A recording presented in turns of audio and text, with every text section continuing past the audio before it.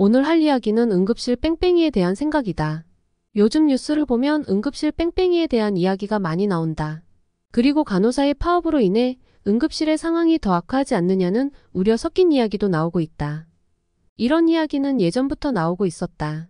지방에 대한 응급실이 잘 운영이 되지 않아서 죽는 사람들도 뉴스에 나왔다. 그렇지만 지금 이런 이야기들은 본질을 놓치고 있는 것 같다. 응급실이 활성화가 되어서 환자를 밀어 넣어도 문제이다. 결국 응급실은 처치하고 이송하거나 그 자리에서 해결해야 한다. 즉 수술을 할 수 있는 의사들이 필요하다는 것이다. 간단한 처치는 다른 의사가 가능하지만 수술은 전문 분야인 사람이 수술해야 한다. 그러면 과마다 최소 12명은 존재를 해야 한다. 만약 수술에 들어가서 의사가 없으면 뺑뺑이가 시작되는 것이다. 응급실을 활성화해도 결국 수술을 할 수 있는 병원은 정해져 있다. 응급실을 돌아가지 않는 이유는 간단하다. 수술할 수 있는 의사가 없기 때문이다. 수술을 할 수 없어서 간단한 처치만 하고 다른 병원으로 이전을 할 수밖에 없다.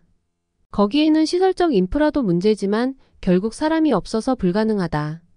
그 이유는 간단하다. 수술에 필요한 과에 대한 의사가 부족하다는 것이다. 의사 수가 부족한 것이 아니라 힘든 과를 가는 사람이 적은 것뿐이다.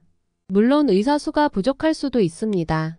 하지만 저렇게 무식하게 늘리는 것은 의사를 과잉 생산하는 겁니다. 그러니까 본질을 외면한 채 거기까지만 지원을 한다고 이야기하니까 어이가 없는 겁니다. 응급실 의사에게 비용, 권한, 면책 등 3가지를 지원한다고 이야기했습니다. 늦어도 한참 늦었습니다. 소 잃고 외양간을 고치는 수준이 아닙니다. 이미 실행해야 하던 일이 지금에야 발표한 겁니다.